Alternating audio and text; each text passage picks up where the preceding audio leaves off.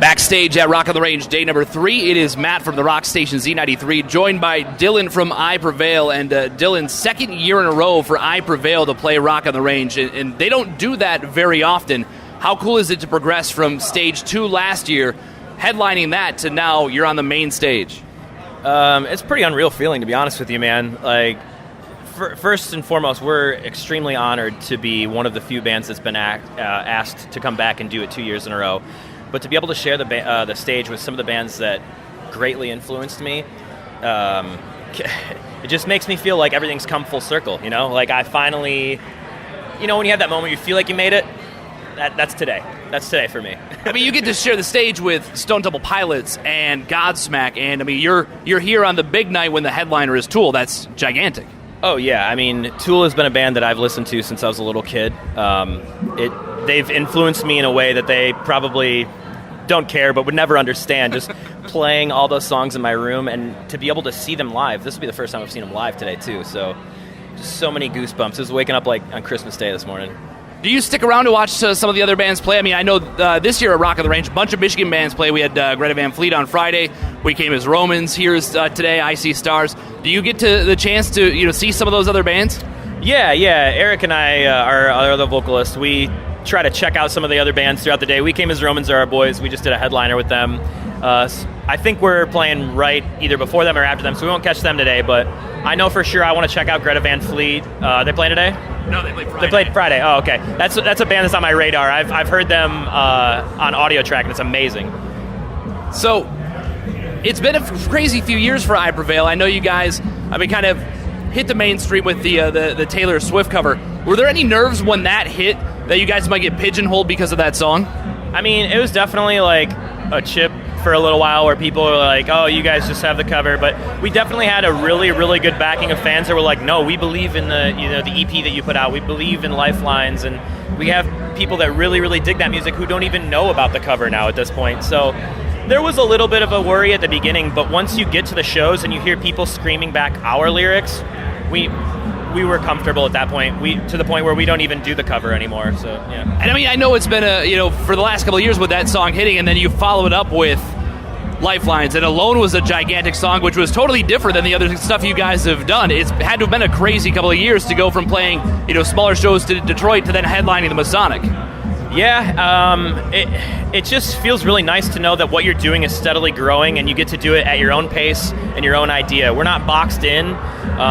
And that's one thing I feel like you have to worry about when you're in a band. You create, your core sound, and you have to service your fans to some degree. But we're thankful that our fans are so diverse that we can do a song like Alone and then turn around and have a circle pit and have Already Dead play. So we're just extremely lucky with the fan base we have. It's been a couple of years since you released the album Lifelines. You just released the music video for Rise, which is, it starts off, you think it's going to be this, a heist video, and then all of a sudden you guys are in an arcade, what looks like playing Guitar Hero.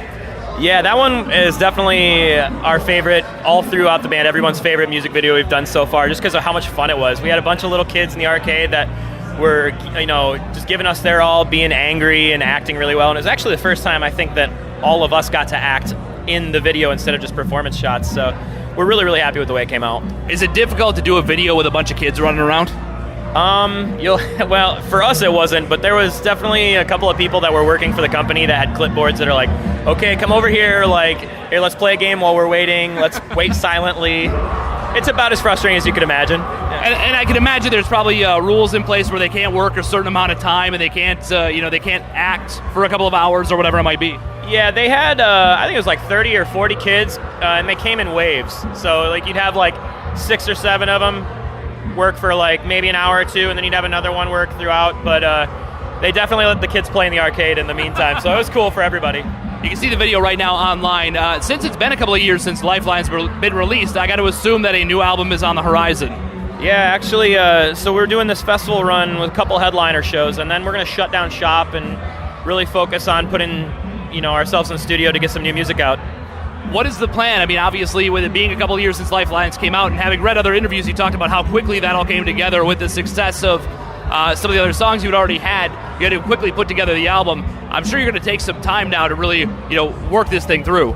Yeah, it's definitely been a little bit of a different process. We have more doors, I guess, at this point, where, you know, we're exploring with people who want to talk to us about, you know, flying out to do some time in their studio, and then going back to our producer back home in Michigan, who we are very loyal to too as well. To us, we get to relax and like finally take our time and do it the way we want to this time. So we're excited. Now, with the different styles of songs you do, can we expect to hear songs like Lifelines and then maybe another, you know, ballad like Alone? Are you going to go that route again, or are you going to try and, you know, maybe change things up a little bit?